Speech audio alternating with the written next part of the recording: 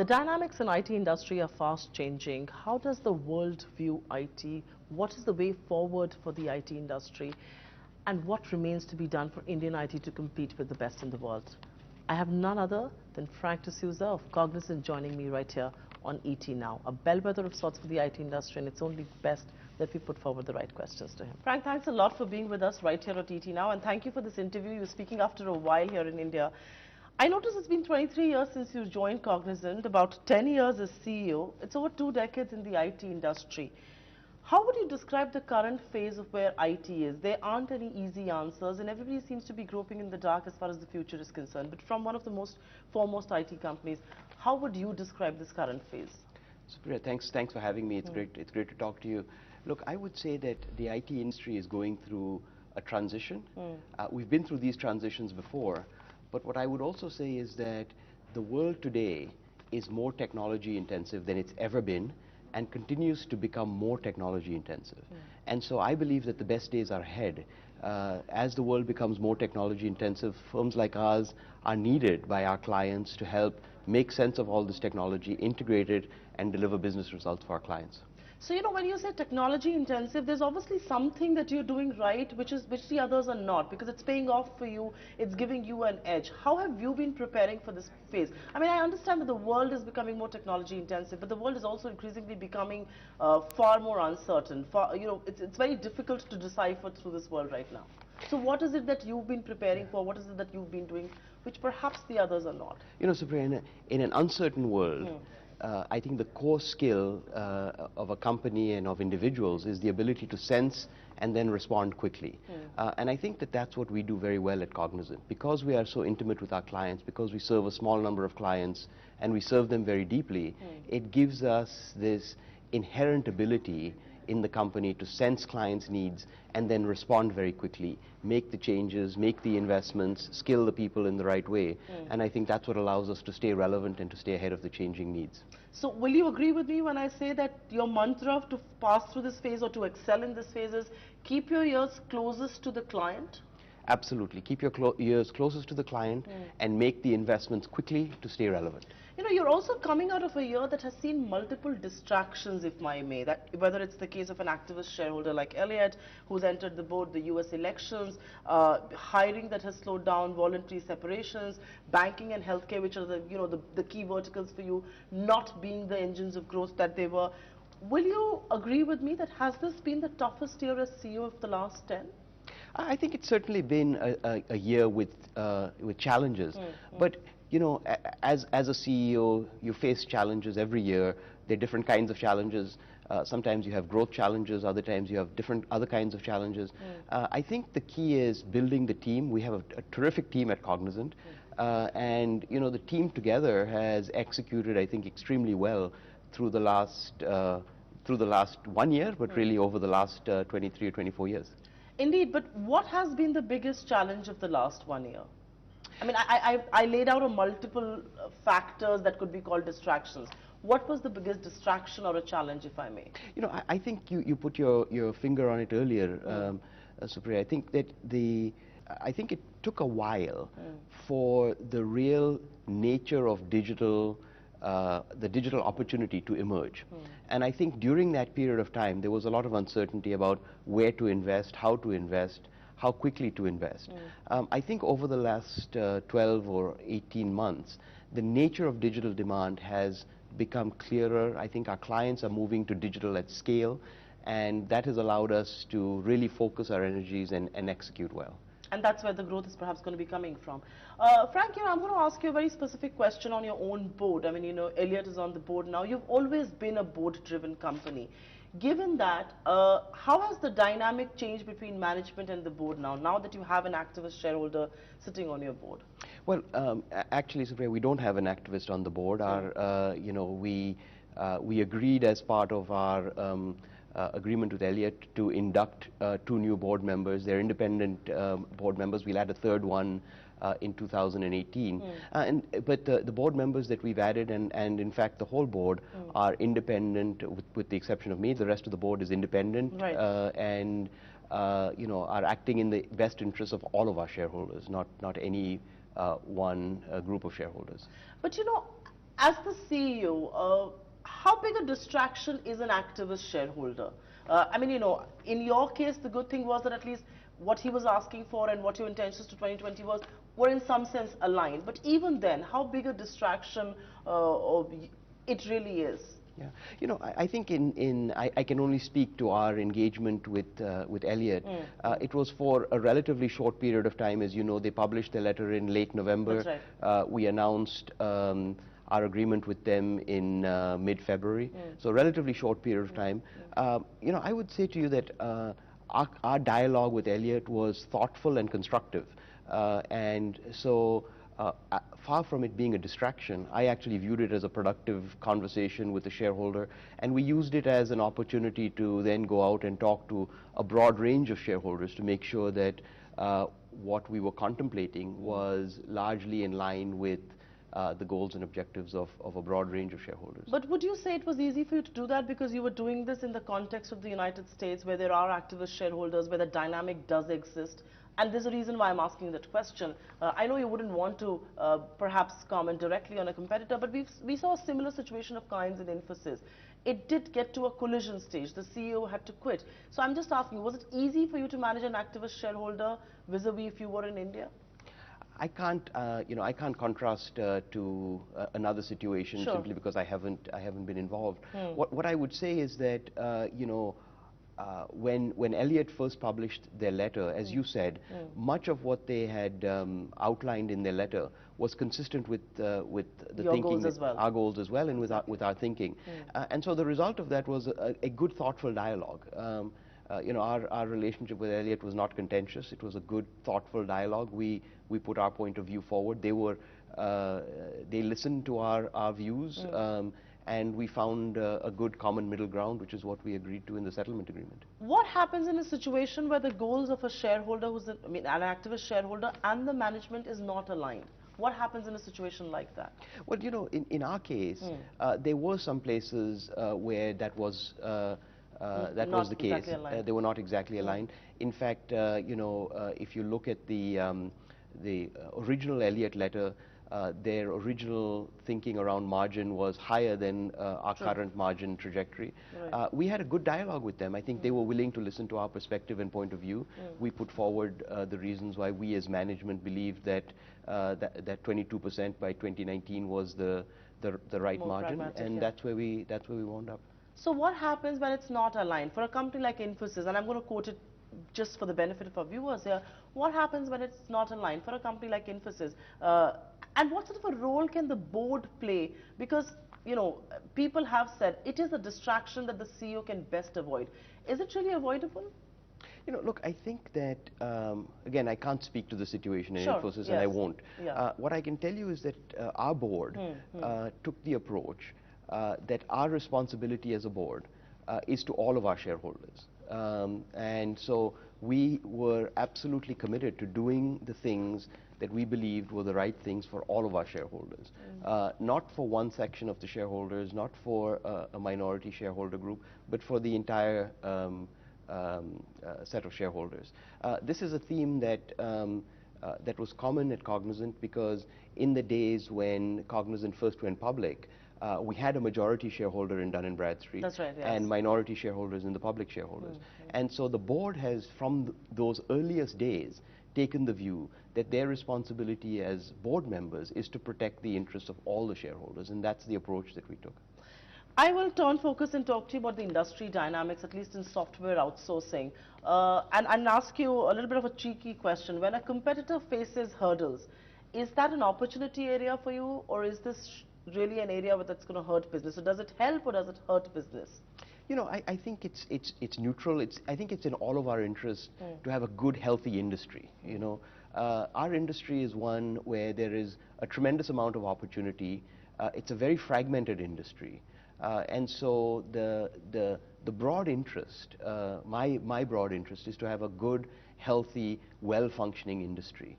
And so net, I would like us all to be doing well. So I think that's a more bipartisan view. So it helps if the pie is growing and everybody gets a share of the pie. But where do you see IT services heading? Because the criticism also is, and it's obviously not directed just at you. The criticism also is that the IT industry didn't see the writing on the wall, and which is why we've seen hiring slow down, we've seen voluntary layoffs and things like that. Yeah, look, I think that there's no question that the IT industry is going through a period of disruption and transition. That is absolutely happening. But it is the case that the IT industry has managed through disruption and transition several times in the past. And many of the things that you see happening now have happened in past transitions as well. Growth tends to slow in a transition a little bit as one set of service lines mature and a new set of service lines emerge. Right. That happened during the dot-com boom, for example. It happened during the ERP days. So this is not a pattern that's new. This is now the Indian IT industry and the global services industry is at a different scale today than it was during the past transitions. True. And so the scale makes it perhaps more intense. But this is not new. I think that the key point here, though, that we all have to stay focused on is that as the world becomes more technology intensive, I believe that demand for services is stronger and bigger and greater than it's ever been. And therefore, So the there is pie an is much untapped bigger. pie is what you're saying. The pie is huge. The pie is huge. Look, the global services industry, depending on how you measure it, is $1 trillion industry. Yeah. You know, the top 5 or top 10 companies in the world only contribute to 15 or 18% of that. So there's a tremendous amount of services opportunity out there to go tap. This is not a situation where we struggle for demand. This is a situation of making sure that we have the right skills and capabilities, and that's what we've invested in. And I think that's why we're doing well, is because we've been willing to make the investments, Precisely. whether it was the TriZetto acquisition in 2015 or more recently the digital investments, to stay relevant with our clients. And perhaps that's why you've been able to beat the blues, because I was going to ask you one specific question, especially on your business. Your firepower rests in banking and healthcare. Now, those verticals haven't really done well for some of the other competitors and other people who operate in that space. How have you managed to grow? I mean, despite, on the back of the 30% rest of the business, you've still continued to grow in banking and healthcare, which is not really performing for the others. Yeah. I think that none of us are immune from the macroeconomic forces that are impacting those industries. And so certainly in financial services, we too are impacted by the trends that we see, particularly with the large money center banks. In healthcare, we've made tremendous investments, and we are in a position now where we've got a great set of assets with TriZetto, incredible people who know healthcare very, very well. Right. And we are in a position where we are actually helping our clients be fundamentally more competitive. And so that is really driving demand for us, because we are able to go into a healthcare company, whether it's a payer, a provider, or life sciences company, and help them think about how technology can make them more competitive. We're helping them drive their top line, and we're helping them drive their bottom line. And that creates demand for our services. You've spoken about digital about 3 times so far, and obviously that's a big growth and opportunity area for you. But that also brings me to my question in India. How are you looking to grow this business here in India? Because the initiative in digital is expanding, and it's not just the government, in the private space as well. So what is going to be the strategy for the India business? Are we going to see numbers go up here? Absolutely. And I've been really excited about what we've seen in India over the last few years. Indian companies are increasingly adopting digital technologies as they prepare to compete on a global scale. Indian companies' ambitions are to go overseas and compete overseas, and they're also facing competition from foreign multinationals coming into India. And so the imperative that we're seeing with companies across the board in India is to deploy digital technology and adopt global best practices, and to do it fast. I'm going to ask you a question about your board composition, and I think that has my assumption is it has helped you open more avenues and more opportunities, because if I look at your board composition, it has former top executives of firms like McKinsey and Deloitte who understand the business. Has this opened the doors as far as your consulting arm is concerned? Because obviously the insight is far greater with a board like that. Yeah, I think that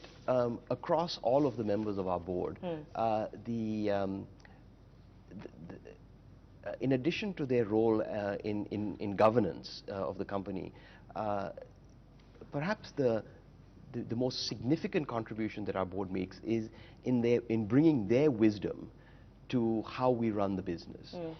So when you think about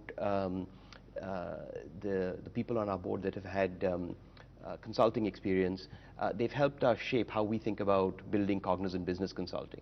When you think about the folks on our board who have run big, large, or have been parts of big, large global multinational companies, they've helped us in our thinking as we've become big and large and global and multinational, and how we organize and how we balance between being global and local. And so it's the wisdom of the board reflected in how we run the business that has been a very strong contributor of our board. Frank, I'm going to turn focus and talk to you about the changing business models in the IT industry.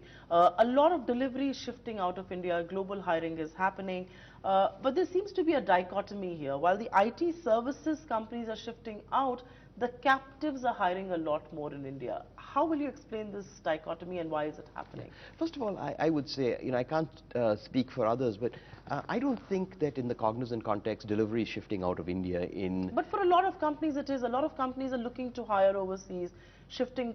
I mean, there is a lot of global hiring happening today. Would you deny that? I think there is a lot of global hiring happening. I don't think, though, that at the industry level, and certainly not at the Cognizant level, that it's going to change the overall workforce composition and the overall workforce balance around the world.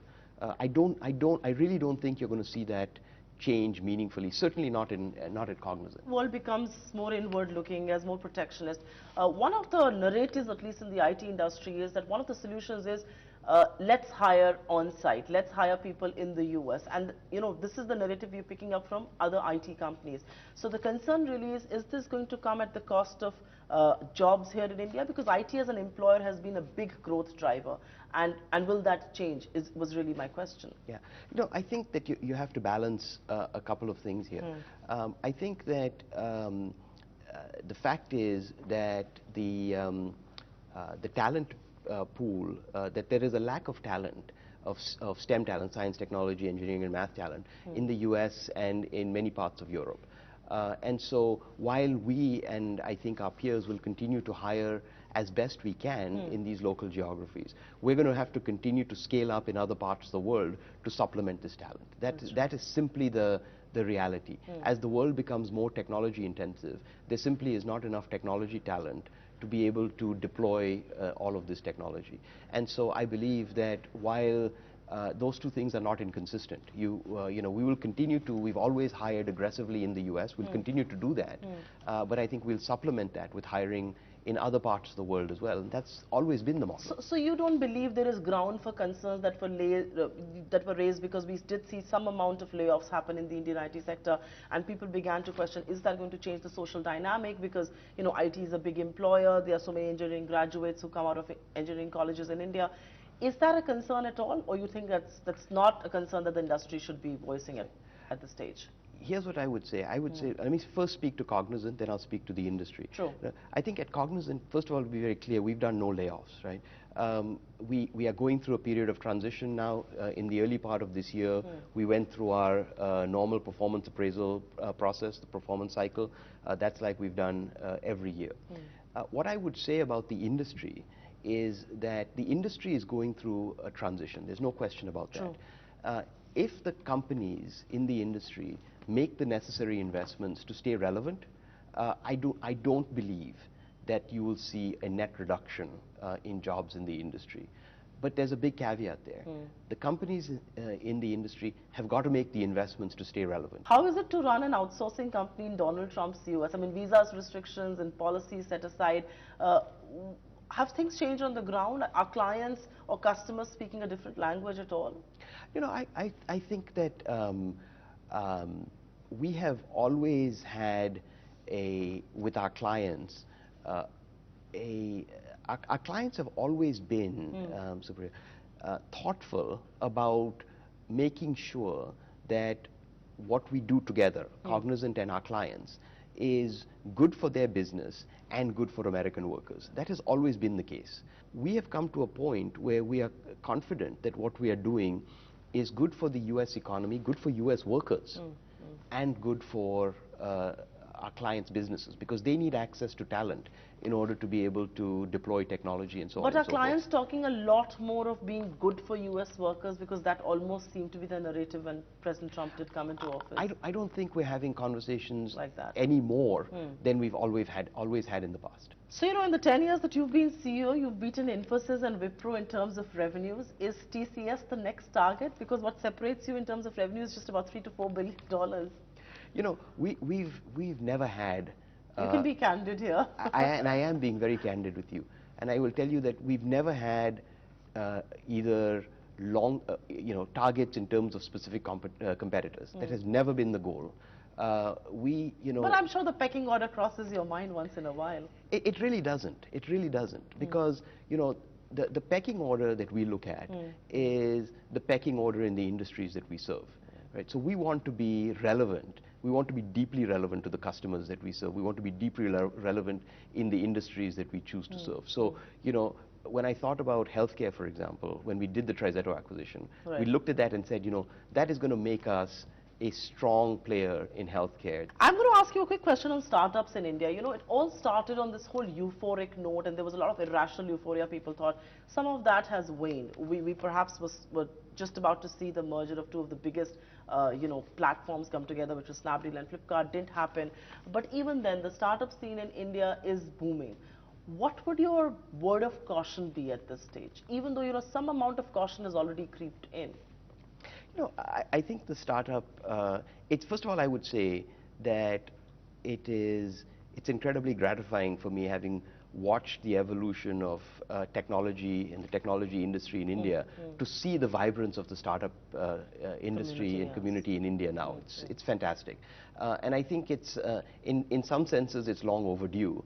But I think it's been a confluence of many, many things that have created the ecosystem that has allowed the startup ecosystem to flourish.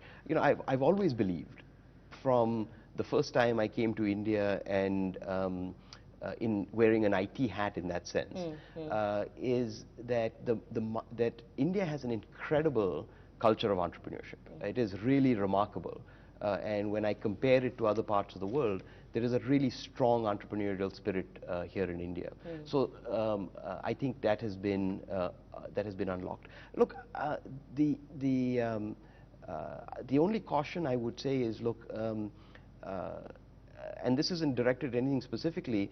I would say this anywhere in the world, is that startups involve taking risks, and I think in today's world, taking risk is absolutely necessary. You've got to do it, innovate, get out there and do things. But do it in a way where you don't lose focus on governance and good governance, good risk management, and good compliance. And that is perhaps the first few risks that you run in running a startup. I started this interview by referring to the 23 years you've spent at Cognizant, 10 years as CEO, and that's perhaps the longest IT CEO stint in recent times. What really keeps you going? Look, every day that I come to work is a new and exciting day. This is an industry that today doesn't resemble the industry of 10 or 23 years ago in almost any way. And so what keeps me going is this constant reinvention that we have to do of the company and of ourselves as individuals. I come to work every day and it feels like it's a new day. So every day that I come to work, it's an opportunity to learn, an opportunity to interact with great people. We've got tremendous talent, and an opportunity to do something new. So that's a dream job. Absolutely, it's a dream job, and I quite echo that sentiment actually. But has the thought of what after Cognizant a few years down the line ever crossed your mind? I think if I were to, I'll quote Andrew Carnegie, founder of my alma mater. Andrew Carnegie said that you should spend the first 1/3 of your life learning as much as you can, you should spend the next 1/3 of your life earning as much as you can. And you should spend the last 1/3 of your life being as philanthropic as you can be. And so, you know, that's somewhat of a model. Now, I think that the times are a little different, and what I tell people is that maybe we should turn that on its side and say we should spend 1/3 of our time learning as much as we can throughout our lives, spend 1/3 of our time earning and 1/3 of our time being as philanthropic as possible. So I think the next chapter of my life will be something more philanthropic. And is there anywhere on the anvil? Sorry? Is that chapter anywhere on the anvil? You'll have worried shareholders if you're really talking about. But No. on that note, Frank, thanks very, very much for talking to us. Nice It's a to see you. pleasure. Thank you very much. Good to see you.